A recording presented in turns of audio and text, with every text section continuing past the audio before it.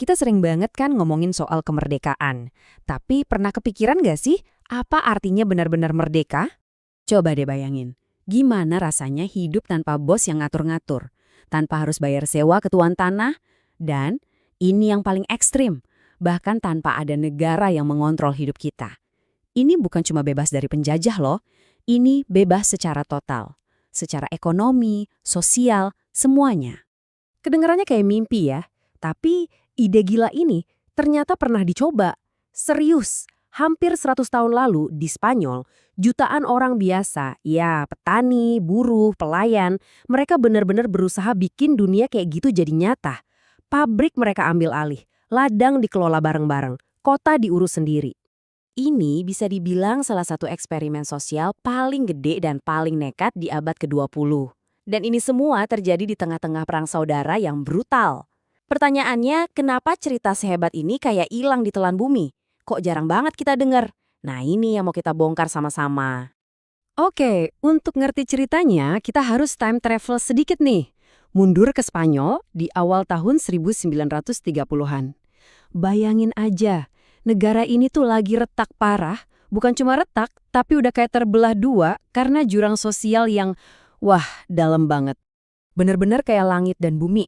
Di satu sisi, ada segelintir elit, ada tuan tanah super kaya, namanya latifundistas, yang punya tanah segede-gede gaban, sementara jutaan orang lain kelaparan. Terus, ada gereja Katolik yang kuasanya bukan cuma soal agama, tapi juga politik dan ekonomi. Jangan lupa, ada militer yang ngerasa paling benar dan nganggap pemerintah sipil itu lembek. Nah, di sisi lain, ya ada rakyat jelata. Jutaan petani yang nggak punya tanah, buruh pabrik yang gajinya pas-pasan, sama kaum intelektual yang udah gerah dan pengen perubahan. Semua ketegangan ini akhirnya numpuk dan boom, meledak dalam satu dekade yang super kacau.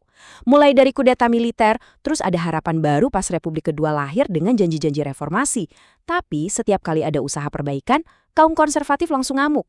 Puncaknya itu waktu pemberontakan penambang di Asturias dihancurin dengan kejam sama Jenderal Francisco Franco. Dan pemicu terakhirnya, waktu koalisi kiri menang tipis di pemilu. Bukannya damai, malah jadi bensin yang nyiram api. Buat kelompok kanan, kemenangan kubu kiri ini udah kayak kiamat kecil. Para jenderal yang dipimpin Franco ngerasa harus bertindak. Rencana mereka sih kudeta kilat, ambil alih kekuasaan, selesai. Tapi justru tindakan mereka inilah yang tanpa sadar membuka kotak Pandora. Oke, jadi begini ceritanya. Tanggal 17 Juli 1936, kudeta militer Franco meletus. Tapi di kota-kota besar kayak Barcelona dan Madrid, rakyat nggak mau diem aja. Mereka melawan. Dan di tempat-tempat di mana kudeta itu gagal, terjadilah hal yang gila. Pemerintah pusat lumpuh total, polisi kabur, pejabat ngilang. Nah, di momen kekosongan kekuasaan ini, revolusi yang sesungguhnya lahir dari rakyat. Dan yang terjadi selanjutnya itu bukan cuma omong kosong atau teori di buku loh. Ini beneran kejadian. Di Barcelona, para supir tram ngambil alih dan jalanin sendiri semua transportasi kota. Pabrik-pabrik diurus sama dewan pekerjanya. Di desa-desa, petani-petani bikin tanah jadi milik bersama. Mereka bangun sekolah dan klinik gratis.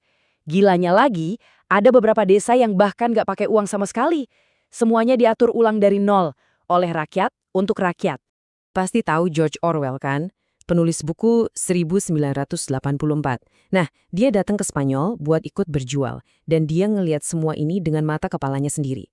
Kutipannya itu benar-benar nangkep suasana saat itu. Dia bilang, ini pertama kalinya dia ada di kota yang dikuasai sama kelas pekerja.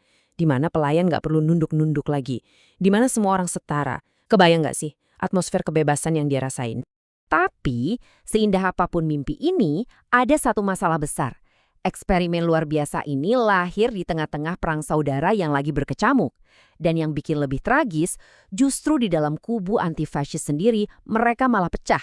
Perang saudara Spanyol ini sering disebut sebagai pemanasan sebelum Perang Dunia Kedua. Gimana enggak? Franco didukung habis-habisan sama Hitler dari Jerman dan Mussolini dari Italia. Nazi bahkan ngirim angkatan udara elitnya buat latihan ngebom di sana. Kasus Guernica yang terkenal itu. Nah, di sisi lain, pihak Republik cuma dibantu sama Uni Soviet yang minta bayaran pakai cadangan emas negara plus ribuan relawan dari seluruh dunia. Nah, ini dia tragedi di dalam tragedinya. Di pihak Republik sendiri, ada dua kubu yang idenya beda banget. Kubu anarkis dan radikal mikir, Justru revolusi sosial inilah yang bikin kita semangat perang. Kalau ini dihentikan, buat apa kita berjuang? Sementara itu, kubu komunis yang disokong Soviet bilang, sabar dulu, menangin perangnya dulu, baru revolusi. Kita butuh tentara yang disiplin, bukan eksperimen sosial. Dan bisa ditebak, gesekan ini akhirnya meledak. Puncaknya di bulan Mei 1937 di Barcelona, yang notabene jantungnya revolusi. Pasukan dari pihak Republik malah saling tembak di jalanan. Bayangin, antifasis ngebunuh sesama antifasis. Ini benar-benar momen yang mematahkan semangat perjuangan mereka. Udah jatuh, tertimpa tangga, internalnya pecah, musuh di luar makin kuat. Udah kebayang kan akhirnya bakal gimana? Mimpi indah itu perlahan-lahan berubah jadi mimpi buruk. Keruntuhannya terjadi begitu cepat. Tahun 1938, pasukan Franco berhasil membelah wilayah Republik jadi dua. Pukulan telak.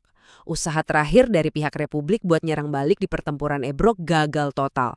Dunia internasional juga kayak tutup mata. Akhirnya Barcelona, si jantung revolusi, jatuh. Nggak lama kemudian Madrid menyerah. Selesai sudah. Dan dampaknya ke manusia luar biasa mengerikan. Coba bayangin hampir 1,5 juta orang, tentara, warga sipil, anak-anak, semuanya terpaksa kabur jalan kaki lewat pegunungan Pyrenees pas musim dingin. Cuma buat berakhir di kamp-kamp pengungsian di Prancis yang kondisinya parah banget.